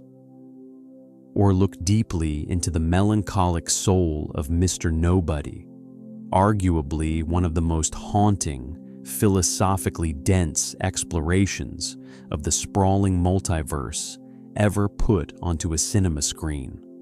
The film opens with a painfully simple, devastatingly human dilemma. A young, fragile boy named Nemo is standing frozen on a cold, windy train platform as a massive engine is about to depart. His beloved parents are permanently separating. His mother steps onto the departing train, while his father remains staying behind on the platform, and little Nemo heavily hesitates, agonizingly torn between two entirely impossible, life-altering choices. Does he run desperately after his mother, or does he quietly stay behind with his grieving father? In that single, excruciating heartbeat of childhood indecision, reality itself violently fractures. From that exact pivotal point onward, the film Mr. Nobody absolutely does not follow one single linear life. It ambitiously and beautifully follows all of them simultaneously. We intimately see Nemo grow up in parallel, constantly shifting worlds. In one branch, he becomes a highly successful, rich businessman who is tragically trapped in an empty, loveless marriage. In another branch, he is a wandering drifter, desperately searching for meaning in the dirt. And in another timeline still, he is a brilliant scientist, obsessively chasing the deep mysteries of time itself. Each distinct timeline logically and flawlessly unfolds from that one tiny, agonizing moment of hesitation on the platform, perfectly showing how every single small choice violently branches into entirely new, fully realized versions of reality. The profound, melancholic beauty of the film is that it stubbornly refuses to dictate which life is the actual, real one. All of them physically exist simultaneously, beautifully overlapping and violently diverging exactly like infinite quantum possibilities. By the emotional end of the journey, Nemo himself slowly starts to realize that there is absolutely no single, fixed version of his identity, but rather just a massive, sprawling web of endless possibilities continuously branching out into the dark. It is a deeply poetic, breathtakingly human take on Everett's rigid mathematical idea. The universe absolutely does not coldly erase the difficult paths you chose not to take. It gracefully and eternally keeps all of them alive. Somewhere out there, right at this very moment, every single version of you is still out there breathing, actively living the distinct lives you ultimately did not choose. Hollywood fiercely loves this radical idea because it perfectly mirrors the quiet tragedies and unspoken dreams of real human life. Everyone, as they lie awake in the dark waiting for sleep, wonders deeply about the diverging roads not taken, the specific job you were too afraid to accept, the specific person you nervously never called, the beautiful dream you tragically walked away from because it felt entirely too impossible. Everett's sprawling multiverse gently leans in and whispers that none of those beautiful paths are truly lost. They are all still actively unfolding somewhere out there, each one safely playing out in its own private version of the cosmos. somewhere deep in the sprawling quantum multiverse, instead of nervously running away, you actually gather your courage and tell your high school crush exactly how you feel. And maybe, just maybe, in that beautiful distant universe, you actually marry her. And somewhere else entirely, instead of safely sticking to your mind-numbing 9-to-5 routine, you take a terrifying leap of pure faith and successfully build your own grand business. And exactly because of that one moment of bravery, another version of you is actively living a vibrant life completely different from the quiet one you are experiencing right now. It provides a haunting, profound comfort to the weary soul. Every single "what if you have ever silently imagined in the dark" might not be a silly, empty fantasy at all. It might be incredibly real, physically playing out flawlessly right now in another distant universe. Have you ever closed your eyes in the absolute quiet of the night and tried to imagine the foundational bottom of reality? The ultimate floor beneath which nothing else can possibly exist? For centuries, human beings desperately tried to dissect the physical world into smaller and smaller pieces, searching for the ultimate building blocks of existence. We broke apart the heavy rocks to find the delicate molecules. We smashed the molecules to reveal the invisible atoms, and we violently shattered the atoms to uncover the ghostly subatomic particles. But what if, at the very bottom of this relentless cosmic descent, there is absolutely no solid matter waiting for us at all? Max Tegmark gathered all the staggering theories of branching timelines, bubbling inflationary realms, and cyclical cosmos under his neat, theoretical shelving system. Yet for his brilliantly restless mind, even this terrifying vastness was simply not enough.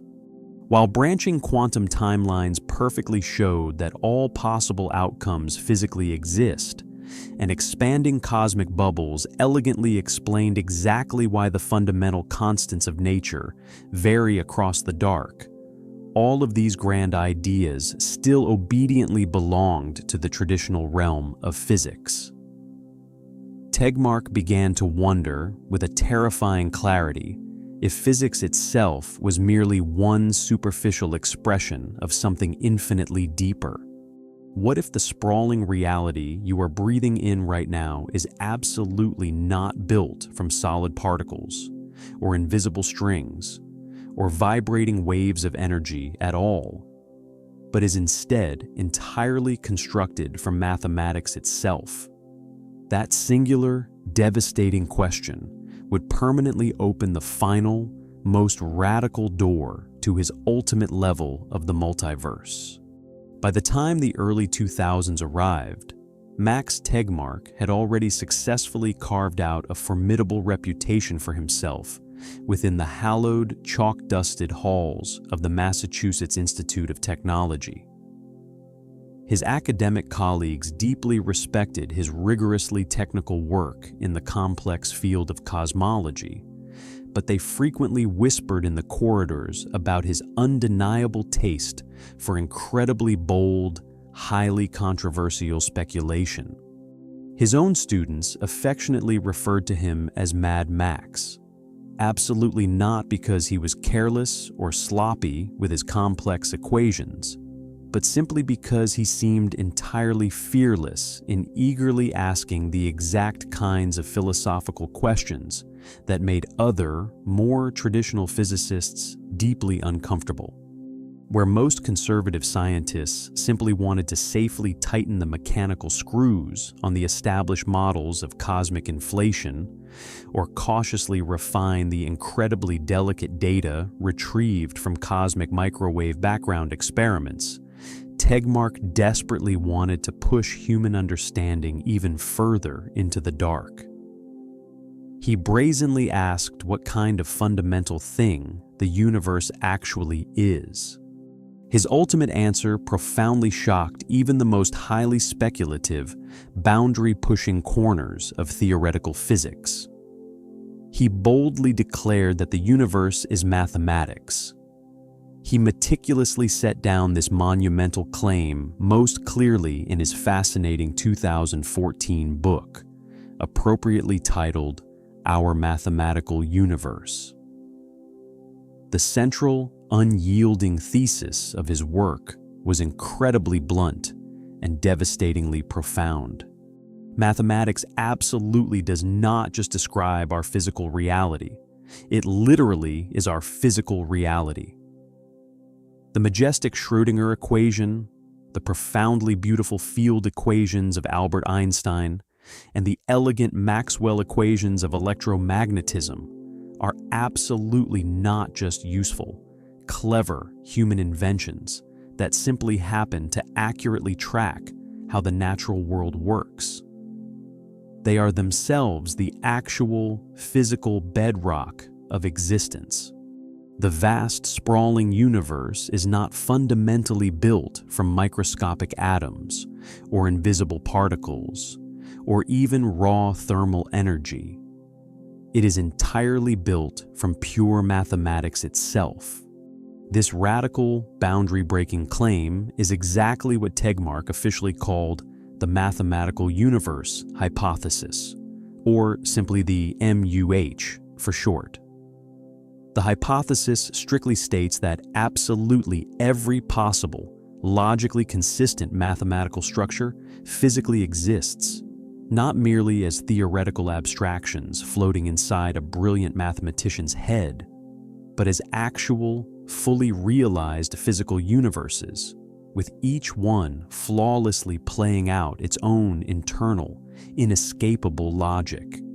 Our specific, comforting universe, with its three familiar dimensions of space, its one unrelenting dimension of time, and its specific governing laws like quantum mechanics and general relativity, is absolutely nothing more than one single mathematical structure existing among countless infinite others. Somewhere else out there in the boundless, terrifying mathematical landscape, there could effortlessly exist bizarre universes possessing 4 spatial dimensions and absolutely no concept of time whatsoever.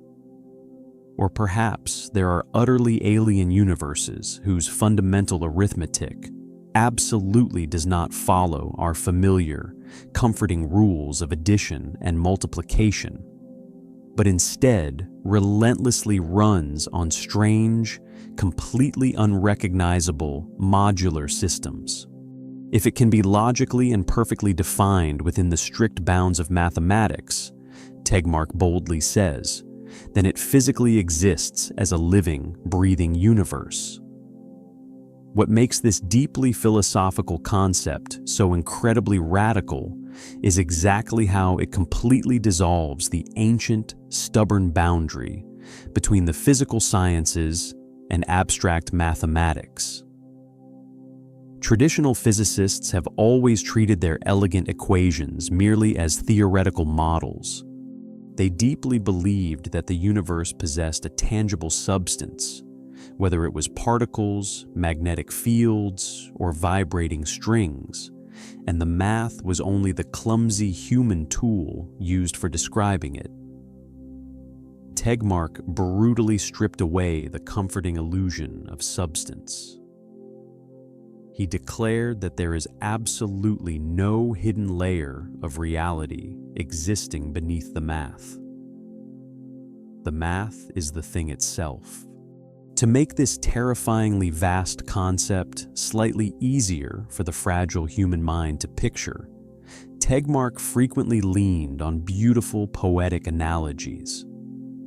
One of his absolute favorites was gracefully borrowed from the realm of classical literature. The famous short story titled The Library of Babel, written by Jorge Luis Borges in the year 1941.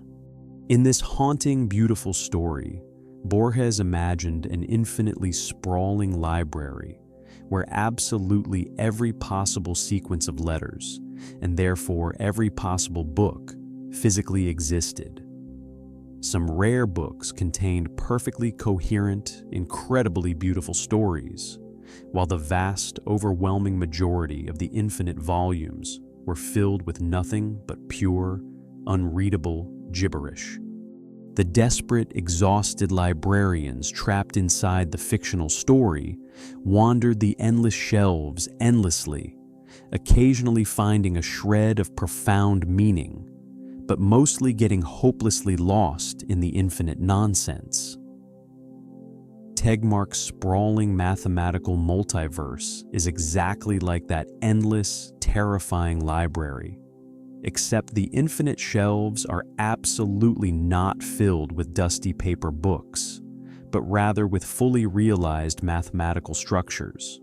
Some of these mathematical universes, exactly like ours, are highly structured and perfectly balanced enough to allow complex chemistry to form, burning stars to ignite, and eventually fragile, conscious beings to open their eyes and look around in wonder. But most of the universes residing on those infinite shelves are completely sterile, instantly collapsing into physical incoherence, exactly the way most of the books in Borges's imaginary library are entirely unreadable. But absolutely all of them, the beautiful and the broken, exist side by side in the ultimate infinite library of mathematics. Tegmark's unshakable conviction regarding this mathematical reality was not only derived from cold, unyielding equations. It deeply originated from a profound, personal aesthetic sense. As a young, quiet child growing up in the snowy landscapes of Sweden, he was deeply drawn not only to cold numbers, but to the majestic beauty of patterns and natural symmetry. To his brilliant mind, the radical idea that pure mathematics is actual reality was not only a dry scientific proposal, it was a kind of soaring artistic vision, the deep belief that the ultimate, most magnificent artwork in existence is the fundamental structure of existence itself. Our sprawling cosmos, filled with its glowing galaxies and unbreakable physical laws, is merely one single, tiny painting hanging in an entirely endless, infinite gallery of mathematical art. And remarkably, Tegmark was absolutely not the only brilliant thinker slowly moving in this radical direction. All around him, other brilliant scientists and highly respected philosophers were carefully circling incredibly similar ideas, though approaching the dark mystery from entirely different angles. Nick Bostrom, a highly prominent philosopher at Oxford University, put forward a deeply unsettling concept that became widely known as the simulation hypothesis in the year 2003. Bostrom logically argued that if highly advanced futuristic civilizations ever managed to gain the immense computational power necessary to run extremely detailed, flawless simulations of reality, then it is statistically overwhelmingly likely that we ourselves are currently living inside one of those artificial simulations. His deeply terrifying point was absolutely not mystical or spiritual in nature. It was entirely probabilistic. If incredibly advanced civilizations can effortlessly run millions of simulated universes on their vast computers, then the vast majority of conscious beings in existence will inevitably live inside those digital simulations, not at the actual physical base layer of reality. The simulation hypothesis does not strictly say that mathematics itself is the ultimate reality, but it forcefully says our specific reality is coded mathematics, exactly like tiny digital pixels smoothly running on a massive computer screen. If Max Tegmark boldly claims the fundamental rules of chess exist eternally in the pure ether of mathematics, Nick Bostrom essentially claims that we are currently living inside one highly specific chess game, continuously rendered on a digital board. Meanwhile, deep in the mathematical trenches, highly respected physicists meticulously working on the complex mysteries of black holes accidentally stumbled upon a completely different, yet hauntingly related vision of reality. Gerard de Hooft, working in the Netherlands, and Leonard Susskind, laboring at Stanford University, carefully developed what became widely known as the holographic principle in the 1990s. This mind-bending idea emerged directly from confusing, highly mathematical puzzles regarding black hole entropy, specifically building upon the brilliant previous work by Jacob Bekenstein and Stephen Hawking, which mathematically proved that black holes physically carry all of their informational data strictly on their two-dimensional outer surfaces, entirely known as the event horizon. Gerard de Hooft and Susskind bravely pushed this logic even further into the dark. They asked, what if the entire sprawling universe fundamentally works exactly like that? What we directly experience every single day as a massive, three-dimensional physical cosmos filled with depth and volume could actually just be a complex, beautiful projection of two-dimensional information, mathematically encoded on a flat, distant boundary. It is exactly like looking at a shimmering hologram card that appears deeply three-dimensional to your eyes, but is actually magically generated from a completely flat, encoded sheet of plastic. Our entire universe, with all its galaxies, oceans, and beating hearts, could merely be a projection of deeper, underlying information. Once again, the cosmic message was exactly the same. The true foundation of reality is absolutely not physical matter, but pure information, a very close cousin to pure mathematics. Even much earlier in history, a brilliant German computer pioneer named Konrad Zuse had quietly planted incredibly similar philosophical seeds. Way back in 1969, he boldly proposed something he called digital physics. Zeus beautifully imagined the entire universe running exactly like a cellular automaton, a giant, invisible computational grid continuously updating itself step by step, frame by frame. The foundational rules of this cosmic grid would be incredibly simple, but out of those simple mathematical rules, deeply complex structures would naturally and inevitably emerge. When you quietly put all of these magnificent, terrifying visions side by side in the dark, a strange, beautiful harmony slowly begins to appear. Tegmark's mathematical universe, Bostrom's terrifying simulation argument, and Susskind and T. Hooft's holographic projection. Each and every one of them begins from a completely different scientific question. Yet they all perfectly, flawlessly seem to point toward the exact same unsettling, beautiful answer. The sprawling universe might not be made of tangible matter at all. It might be made entirely of math. Physics, then, gracefully becomes nothing more than a special, highly specific case of mathematics. Just one single digital program quietly running among an infinite, boundless library of possible programs. If Hugh Everett successfully cracked open the terrifying idea of multiple worlds, Max Tegmark finally cracked open the idea of what those worlds are actually made of. Not heavy atoms, not burning energy, but pure, unadulterated information itself.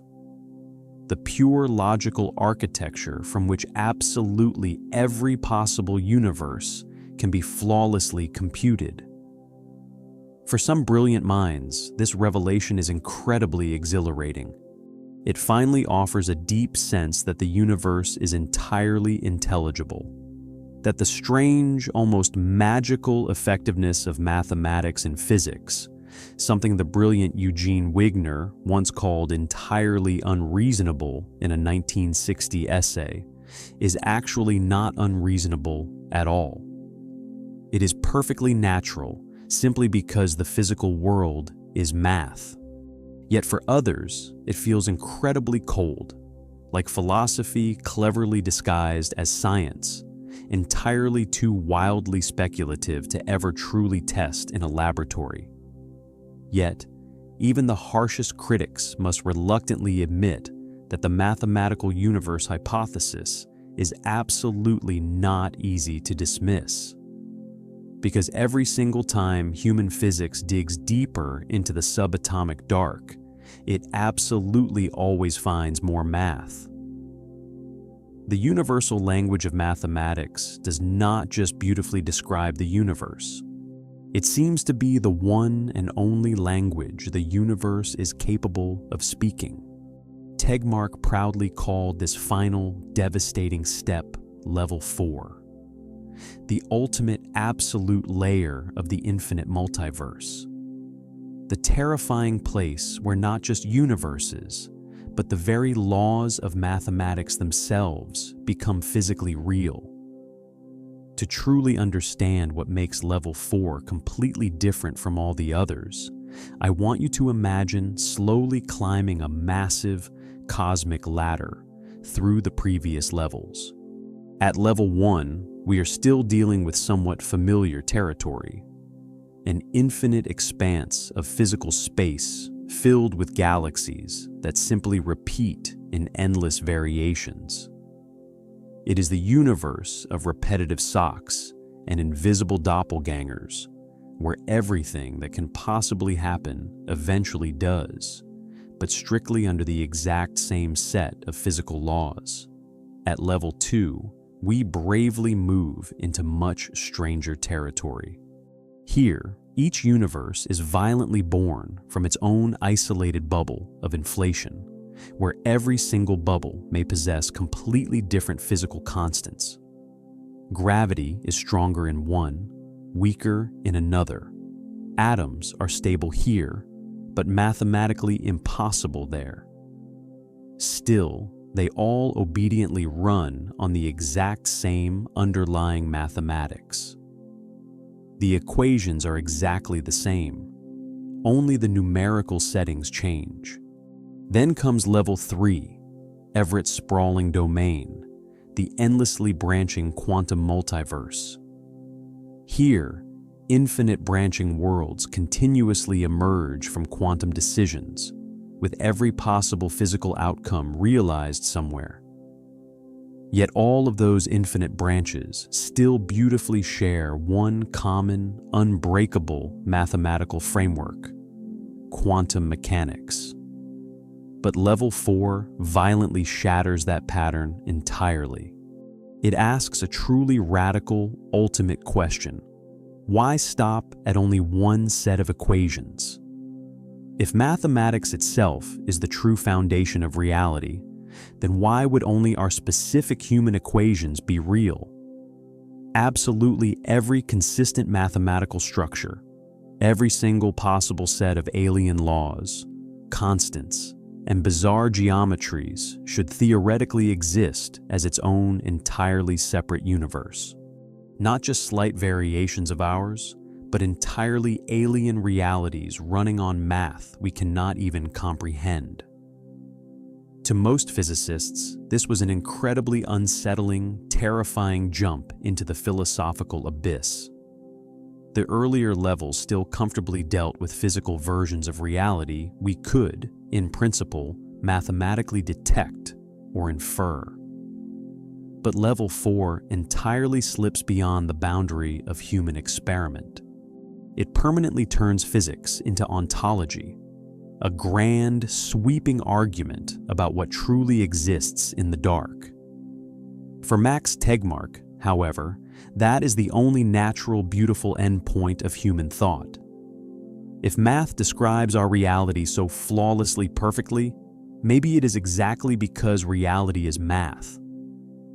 In that profound sense, Level 4 is absolutely not just another rung on the grand multiverse ladder. It is the absolute foundation beneath the entire terrifying structure. The idea that absolutely everything, from tiny vibrating electrons to sprawling galaxies to your own quiet consciousness itself, is merely just one of countless possible solutions to the ultimate mathematical equation. And that realization slowly forces us to confront a beautifully haunting possibility as we drift toward the quiet embrace of sleep. If pure mathematics is reality, then exactly how many realities are out there waiting in the dark? If every single mathematical structure exists as a physical universe, then the absolute number of realities is not simply large or even enormously vast. It is entirely beyond human counting. The multiverse is not just vast, it is absolute. It contains absolutely everything that can ever possibly be defined by the mind. You are not a tiny speck of dust floating in a dark void. You are a highly complex, beautifully functioning mathematical equation, currently calculating itself in real time. Your memories, your regrets, your choices, and your dreams are all deeply embedded in the infinite architecture of everything that ever was and everything that ever will be. Our universe, with all its beautiful stars and endless dark, is only one single sentence in an infinite library of reality. As you close your eyes and let the silence of the night wash over you, do not feel small, feel infinite. Sleep well, star traveler, for the universe is holding you perfectly in its eternal equation, and in the grand mathematics of the cosmos, you are entirely and beautifully indispensable. Good night.